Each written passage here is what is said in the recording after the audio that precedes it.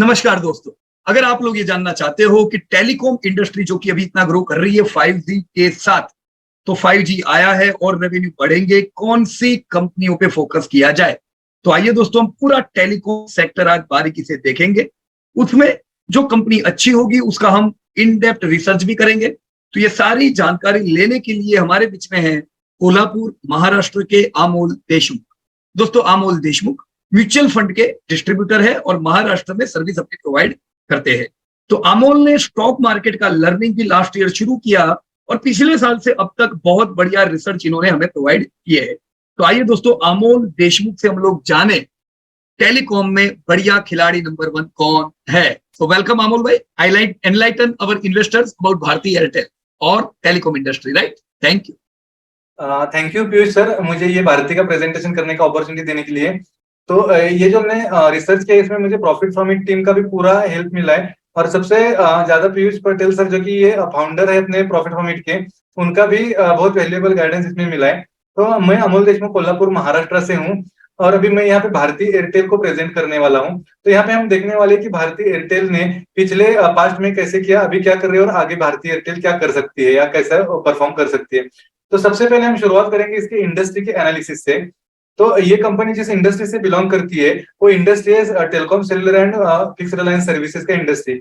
और इसमें जो नंबर ऑफ लिस्टेड कंपनीज है वो कुल मिला के 7 कंपनीज इसमें लिस्टेड कंपनीज यहाँ पे है। अगर हम इस इंडस्ट्री का मार्केट कैप देखने जाएंगे तो इस इंडस्ट्री का जो मार्केट कैप है लगभग 6.25 लाख करोड़ के अराउंड है।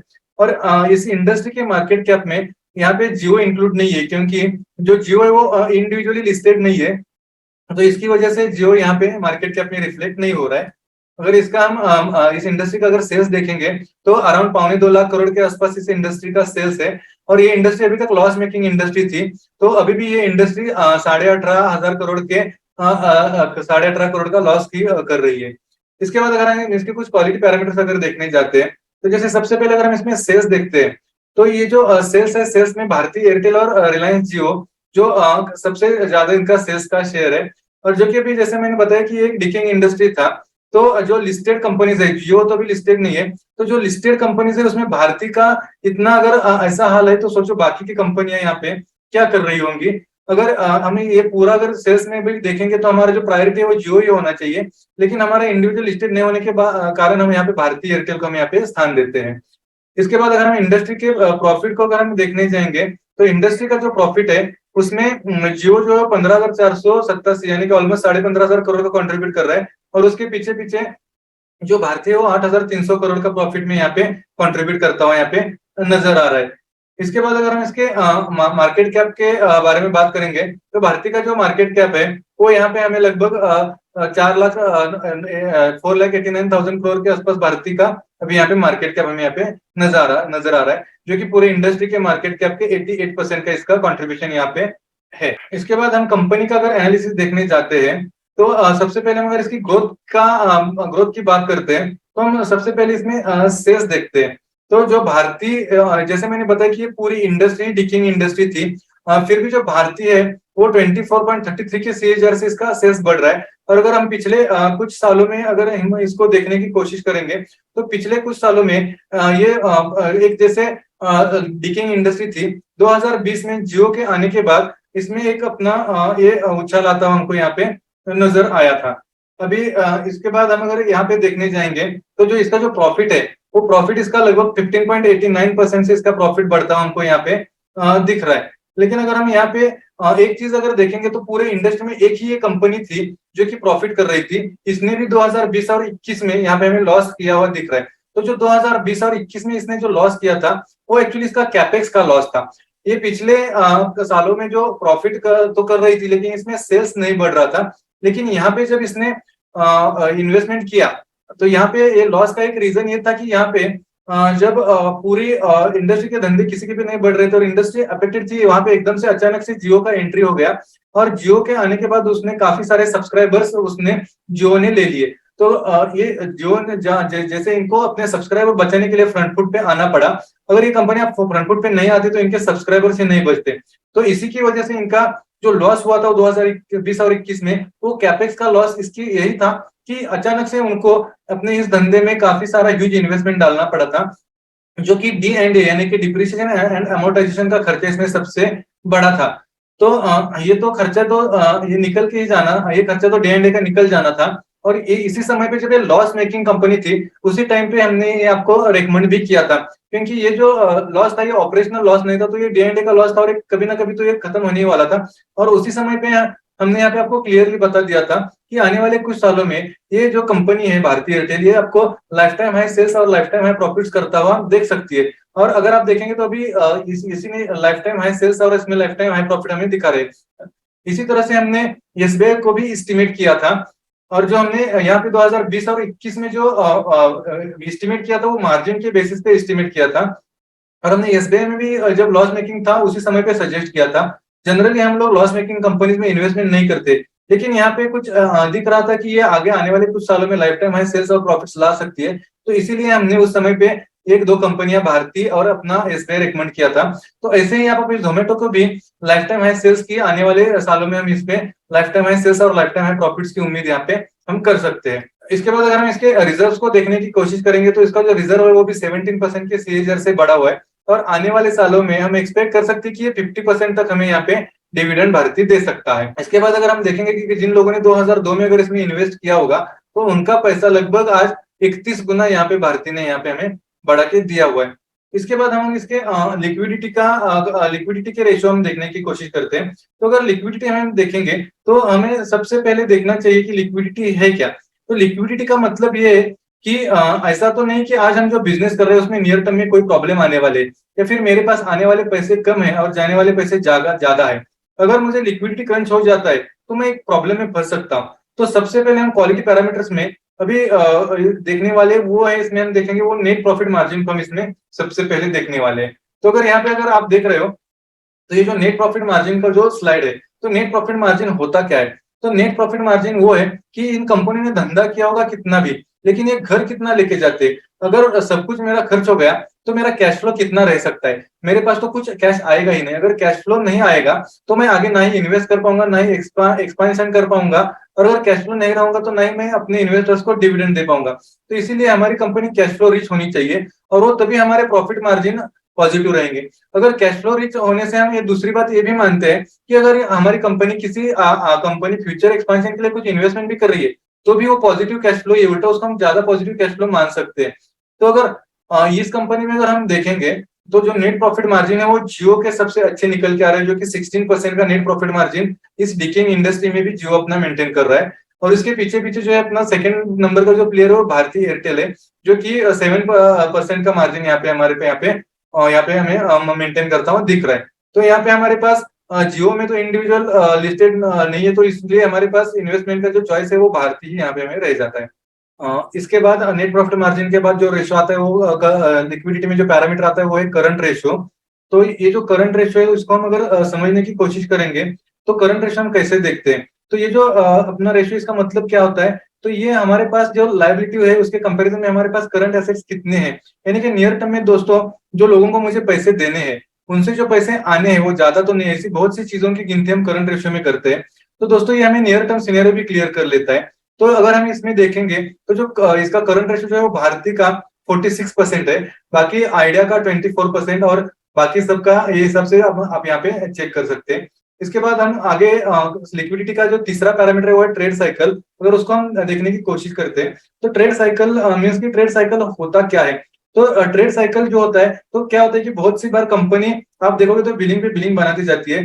जो बिल बनता है तो उसमें कुछ उधारी भी रहती है। तो दोस्तों जब ये बिलिंग बनता है और अगर उधारी जल्दी से ना आए तो इसके लिए इनको प्रॉब्लम भी हो सकता है। तो ये हमें सेल्स में तो रिफ्लेक्ट करेगा। तो ये ऐसा भी हो सकता है कि कुछ बैड जैसे बैड सेल्स में चले जा सकते हैं, या फिर कुछ उनका पैसा वापस भी ना आए। इसीलिए ये हमारा जो हमने जो सबसे पहला जो पैरामीटर देखा था नेट प्रॉफिट मार्जिन, तो कभी कभी वो कम होने का रीजन ये ट्रेड साइकिल भी उनका हो सकता है। तो अगर हम ये कंपनी अगर सेल्स को पूरा कन्वर्ट नहीं कर पाते तो ये इश्यू आता है। तो ट्रेड रिसीवेबल यानी कि उनकी उधारी अगर ज्यादा होती है तो वो थोड़ा सा प्रॉब्लम में आ सकते हैं। तो जो जिन कंपनी की ब्रांड अच्छी होती है तो उनके ट्रेड रिसीवेबल्स कम होते हैं। तो अगर आप यहाँ पे देख सकते हैं तो जो ट्रेड साइकिल है यानी कि जो इनकी उग्रन या फिर उधारी आती है, तो भारतीय का जो उधारी आता है वो 26 दिनों में आता है। और अगर आप कुछ कंपनियां देखोगे जैसे एमटीएनएल, आरकॉम, तो ये 521 दिन 577 दिन के 2 साल से भी ज्यादा इनका उग्रन हो जाता है। तो ये थोड़ा सा उनके लिए प्रॉब्लम वाली बात इसमें हो सकती है। इसके बाद अगर हम इस हमें अभी तो हमने 2 रेशो देख लिए, उसके बाद अगर हम तीसरा अगर देखने की बात करेंगे तो उसके बाद हम लिक्विडिटी के बाद अगर सॉल्वेंसी देखते हैं, तो सॉल्वेंसी क्या होता है? तो दोस्तों हम जिस कंपनी में इन्वेस्ट कर रहे हैं उसमें लॉन्ग टर्म की सॉल्वेंसी कैसी है? ऐसा तो नहीं कि लॉन्ग टर्म में उनकी डेट बढ़ती जा रही है और कंपनी धीरे धीरे नीचे फंसती जा रही है, हम उस कंपनी में एवरेज कर रहे हैं। तो दोस्तों लोग यहाँ पे फंसते हैं, जब वो डेटा देख के बाय नहीं करते और सिर्फ भाव देख के बाय करते हैं। कभी कभी हम लोगों को क्या लगता है कि ये शेयर अभी 100 रुपीज में मिल रहा है तो सस्ता है, लेकिन देखते ही देखते वो कभी वो 10 रुपए पे आ जाता है तो पता ही नहीं चलता। तो इसके लिए हमें बैलेंस शीट और फाइनेंशियल स्टेटमेंट्स को थोड़ा सा रेफर करके इसके कुछ रेशियोज हैं जो हमें रेफर करने पड़ते हैं। तो इसमें जो सबसे पहला रेशो आता है वो हमारा आता है डेब्ट टू इक्विटी रेशो। तो जैसे हमने बात किया था कि ये पूरी इंडस्ट्री ही हाई डेप्थ वाली इंडस्ट्री है, तो हम इसमें अगर देखेंगे तो ये भारतीय एयरटेल, इसका जो टोटल डेप्थ है वो लगभग 1.5 लाख करोड़ से ऊपर है। और इसका जो टोटल इक्विटी है वो लगभग 73 करोड़ के अराउंड इसका टोटल इक्विटी है। अगर आप ये पूरा इंडस्ट्री अगर देखने की कोशिश करेंगे तो कम से कम बोरिंग के सामने भारतीय एयरटेल के पास टोटल इक्विटी तो कुछ बची हुई है। अगर बाकी कंपनी आप देखेंगे तो काफी ज्यादातर कंपनियों की इक्विटी यहाँ पे निगेटिव में गई हुई है। तो ये इसी की वजह से ये सेक्टर हमें काफी ये डिकेइंग सेक्टर अब तक नजर आ रहा था। इसके बाद हम जो दूसरा पैरामीटर देखते हैं वो पैरामीटर होता है आईसीआर। आईसीआर का मतलब क्या है? तो किसी भी कंपनी की depth and lease paying capacity जो है उसको हम आईसीआर में बोलते हैं। तो दोस्तों इसमें ये क्या रहता है कि कंपनी जितना भी धंधा करती है वो धंधा करने के बाद डेप और लीज सब पे करने के बाद उनके पास क्या बचता है। अगर ज्यादा बचा तो हम कह सकते हैं कि उनकी डेप कैपेसिटी अच्छी है, यानी कि कैपेसिटी हाई है। पर दोस्तों अगर कुछ बचेगा ही नहीं तो आगे आने वाले समय में उनको कुछ मुश्किलें आ सकती है। तो यहाँ पे हम मानते हैं कि अगर हमारा जो आईसीआर है वो कम से कम स्टैंडर्ड 20 तो होना ही चाहिए, 20 को हम नॉर्मल कहेंगे। अगर हम यहाँ पे अगर देखते हैं तो ये जो अगर हाई डेप्थ वाली इंडस्ट्री है तो इसके जैसे हमारे जो आईसीआर है वो हमको सिर्फ भारतीय का हम अगर देखेंगे तो 4.65 और जियो जो 7, इन सबको छोड़ के बाकी सारी कंपनियों की आईसीआर हमें काफी यहाँ पे कम नजर आ रही है। इसके बाद अगर आईसीआर के बाद सॉल्वेंसी में अगर तीसरा पैरामीटर जो देखेंगे वो रहेगा हमारा डेट रेशियो। तो डेट रेशियो हम कैसे देखते हैं? तो डेट रेशियो एग्जैक्टली होता क्या है? तो इसमें हम टोटल लायबिलिटीज को टोटल एसेट के सामने कंपेयर करते हैं।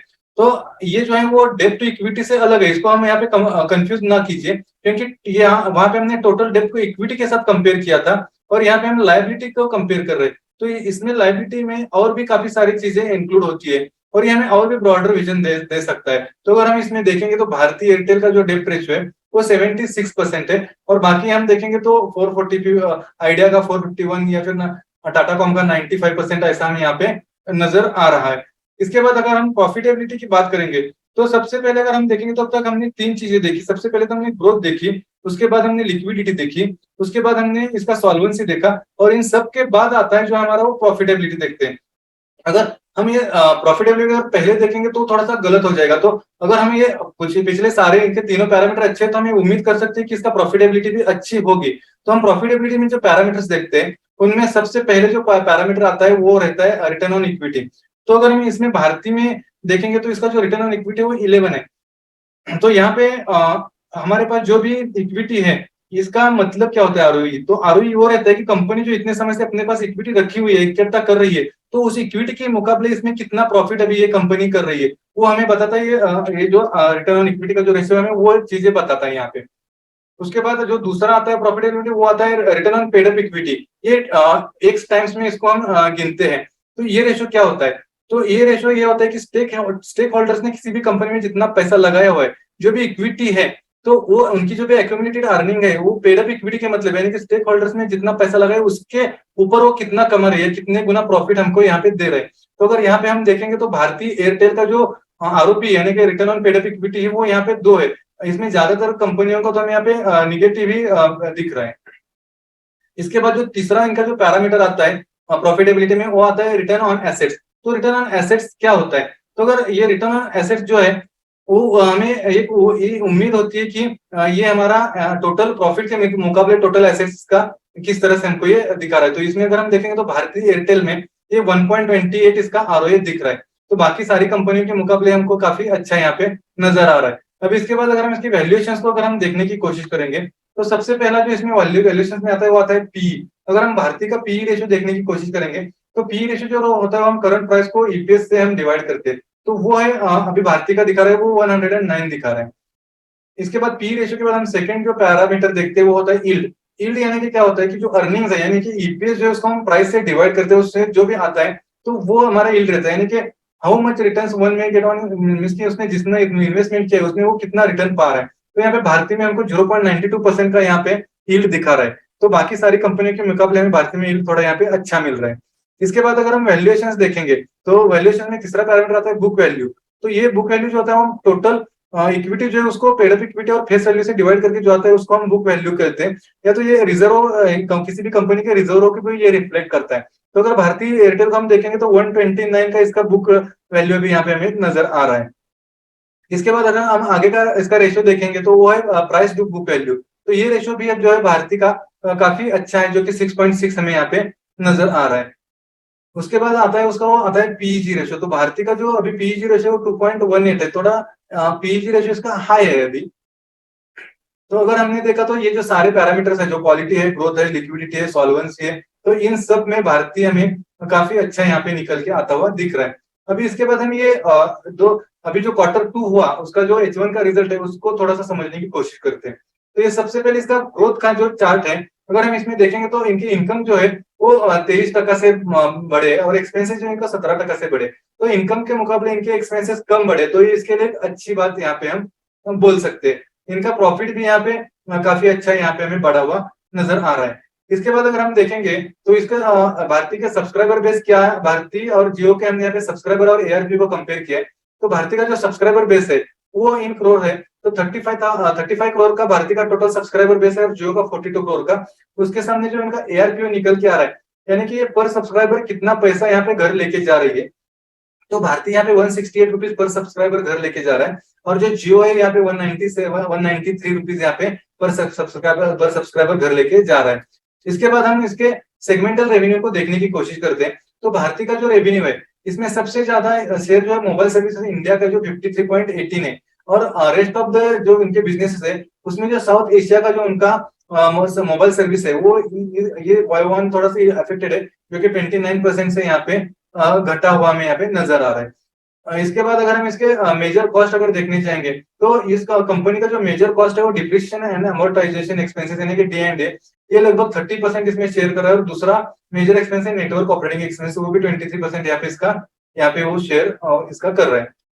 इसके बाद अगर हम इसका आगे ट्रेंड अगर समझने की कोशिश करेंगे तो पिछले साल के 9 मंथ में इसमें जो सेल्स का ग्रोथ था वो 14% का था। इसका जो प्रॉफिट का ग्रोथ था वो 133% था और जो इसके मार्जिन थे वो 5% इसके मार्जिन थे। उसके बाद जो फाइनेंशियल ईयर खत्म होते होते इसमें जो सेल्स का ग्रोथ आया वो 16% आया, प्रॉफिट में जो ग्रोथ आया वो 167% आया और इसका जो मार्जिन था तब तक 7% यहाँ पे मार्जिन हो गया था। तो 9 मंथ के मुकाबले फाइनेंशियल ईयर खत्म होते थे उनके मार्जिन सुधरना स्टार्ट हो गए थे। वही चीज हमने Q1 में देखा, इसका सेल जो था वो 22% से बढ़ा था, इसके प्रॉफिट जो थे वो 162% से बढ़े थे और इसका मार्जिन जो था वो 7.48% हो गया था। यानी कि एफवाई के मुकाबले 7% के मुकाबले 7.5% थोड़ा सा यहाँ पे मार्जिन में इसने थोड़ा सा ग्रोथ हमें यहाँ पे भी दिखाया था। इसके बाद जो अभी H1 के जो रिजल्ट है तो यहाँ पे देखेंगे तो सेल्स में 23% का ग्रोथ है, प्रॉफिट में 85% का ग्रोथ है और इनके जो मार्जिन है वो भी 8% है, जो कि 7.5% से बढ़ के 8% है। तो यहाँ पे एक बात हम इस ट्रेंड में अच्छे बात बोल सकते हैं, इसके मार्जिन कंटिन्यू बढ़ रहे। तो ये सब सिनेरियो देखते हुए हम इसमें सेल्स में 20% का ग्रोथ एक्सपेक्ट कर रहे हैं। ये प्रॉफिट में हम 50% का ग्रोथ उम्मीद कर रहे हैं। ये रीजन ये है कि ये जो प्रॉफिट है 133%, 167%, ये आगे मेंटेन नहीं रहते, इसमें कूल ऑफ इफेक्ट आ सकता है और अभी भी 6 महीने बाकी है। तो इसके लिए हमने ये जो एस्टिमेट प्रॉफिट में पकड़ा हुआ है 50% का पकड़ा हुआ है और ये जो हमको मार्जिन में कंटिन्यू यहाँ पे ग्रोथ दिखा रहा है तो इसकी वजह से हमने जो ग्रोथ पकड़ा हुआ है मार्जिन में 8% का ग्रोथ इसमें हमने एस्टिमेट किया 2023 खत्म होते होते। इसके बाद हम अगर इसके एस्टिमेशन को देखने जाएंगे तो 2023 में हमने जो इसका सेल्स का एस्टिमेशन किया है वो लगभग 1,40,000 करोड़ का सेल्स रह सकता है। ये 11,000 करोड़ के प्रॉफिट कर सकती है, इसका ईपीएस 10 तक आ सकता है और इसका फेयर वैल्यू जो है वो 362 तक हो सकता है। इसके बाद अगर हम 2025 को देखने की कोशिश करेंगे तो ये तब तक 2 लाख करोड़ का सेल्स क्रॉस कर चुका होगा। ये 16,000 करोड़ के प्रॉफिट को क्रॉस करके आगे निकल गया होगा, उसका ईपीएस 15 तक हो सकता है और इसका फेयर वैल्यू जो है 522 तक जा सकता है। इसके बाद अगर हम 2030 को अगर देखने की कोशिश करेंगे तो तब तक ये 5 लाख करोड़ के सेल तक पहुंच चुकी होगी कंपनी। इसका प्रॉफिट जो है 40,000 करोड़ तक पहुंच चुका होगा, इसका ईपीएस 37 हो सकता है और इसका फेयर वैल्यू लगभग 1300 तक हो सकता है। और इसी को अगर हम 2035 में देखने की कोशिश करेंगे तो ये सेल्स में 10 लाख करोड़ का सेल्स क्रॉस कर चुका होगा, ये प्रॉफिट भी 80,000 करोड़ क्रॉस कर चुका होगा, इसका ईपीएस 75 तक होगा और इसका फेयर वैल्यू 2600 तक होने की यहाँ पे उम्मीद हमें है। इसके बाद अगर हम इसका शेयर होल्डिंग पैटर्न अगर देखेंगे तो प्रमोटर के पास इसके 54% शेयर्स पड़े हुए और बाकी के शेयर्स में ये कुल मिला के 23 और 10 यानी कि 33% शेयर म्यूचुअल फंड और एफआईआई वाले लोग यहाँ पे लेके बैठे और बचे खाली 10-12% शेयर जो है वो हमारे जैसे रिटेल इन्वेस्टर्स के पास इसके बचे हुए। अगर हम इसको टेक्निकली इसका बाइंग रेंज वगैरह देखने की कोशिश करते हैं तो ये जो हमारा जो बाइंग रेंज बनता है वो 577 के अराउंड बनता है और जो इसका टारगेट बनता है वो 1106 के अराउंड इसका टारगेट बनता है, जो आने वाले कुछ सालों में हम इसको 1-2 सालों में 1106 का टारगेट यहाँ पे हम इसको पकड़ सकते हैं। और ये अगर हमारे जो पोर्टफोलियो रहेगा तो पोर्टफोलियो में इसको हम 0.5% का हम यहाँ पे वेटेज इसको दे सकते हैं। थैंक यू दोस्तों। तो ये प्रेजेंटेशन खत्म करने से पहले मैं आपको एक डिस्क्लेमर देना चाहूंगा कि ये हमारा प्योरली हमारा एनालिसिस है और यहाँ पे जो हमने डेटा यूज किया वो बीएससी की वेबसाइट से लिया हुआ है। तो आप जो भी है आपका खुद का रिसर्च खुद कर ले, ये सिर्फ और सिर्फ एजुकेशन पर्पज के लिए हमने बना हुआ है। थैंक यू दोस्तों। तो ग्रेट डेटा अमोल भाई, बहुत ही अच्छा आपने डेटा बताया पूरी टेलीकॉम इंडस्ट्री का। दोस्तों जैसे मैं नोट करता गया अमोल भाई के डेटा, मेरे को जो जानकारी मिली कि भाई जो जियो है वो यहाँ का राजा है, सबसे बड़ा धंधा टर्नओवर वाइज, प्रॉफिट मार्जिन उसके एकदम तगड़े, प्रॉफिट वो बहुत अच्छा करता है, सब्सक्राइबर उनके इंडिया के सबसे ज्यादा है, लेट आए और सबसे आगे निकले, सब्सक्राइबर है जो बढ़ते जा रहे हैं, साथ में सब्सक्राइबर ARPU यानी जो पैसा है वो भी ज्यादा दे रहा है। दोस्तों ये ARPU आपको पता नहीं चला कि पिछले साल 134 का ARPU था, ये बढ़ते बढ़ते कब 177 और उससे भी आगे निकल गया। तो ये क्यों लोग पैसा खर्च कर रहे हैं जियो के मोबाइल पे? क्योंकि लोगों को वैल्यू एडिशन मिल रहा है, राइट? तो जियो एक ऐसी कंपनी है जो धंधे में अव्वल है, प्रॉफिट में अव्वल है, मार्जिन बढ़िया है, ARPU बढ़िया है। तो पहली चॉइस दोस्तों हमारी क्या होनी चाहिए? कोई डाउट नहीं है, जियो ही होना चाहिए। But Jio is not directly listed, तो अगर जियो लेना है आपको रिलायंस लेना होगा, रिलायंस लोगे साथ में रिलायंस रिटेल जो अगेन बहुत ही अच्छी कंपनी है वो भी आ जाएगी, पर साथ में ऑयल एंड गैस में भी निवेश होता है।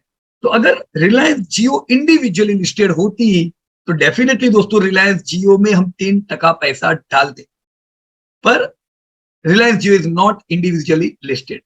तो यस, अगर आप टेलीकॉम का फायदा लेना चाहते हो आप रिलायंस में पैसा निवेश कर सकते हो, पर अगर आपको डायरेक्टली टेलीकॉम में इन्वेस्ट करना है, 5G की ये जो बूम इंडिया में आ रही है उसका फायदा उठाना है, तो दोस्तों भारती भी एक बहुत ही अच्छी कंपनी है। जैसा अमोल भाई ने बताया, हिस्टोरिकल डेटा आप देख सकते हो, जब पूरी दुनिया की कंपनियां लॉस करती थी तब भी ये लोग प्रॉफिट करते थे। इन्होंने कंसिस्टेंट प्रॉफिट दिए और हम जरूर उम्मीद करेंगे ये कंपनी आने वाले समय में दोस्तों और बड़ी हो जाएगी। तो या 100% agree with the data of Amol, we can invest in Bharti, पर जब भारती में निवेश करेंगे वो अव्वल नहीं है दोस्तों जियो जैसी। तो जो अमोल भाई ने बताया वेटेज 0.5% उतना हम जरूर यहाँ पे डाल सकते हैं, right? So it was a very good presentation from Amol. Thank you very much to everybody and जय हिंद दोस्तों, धन्यवाद।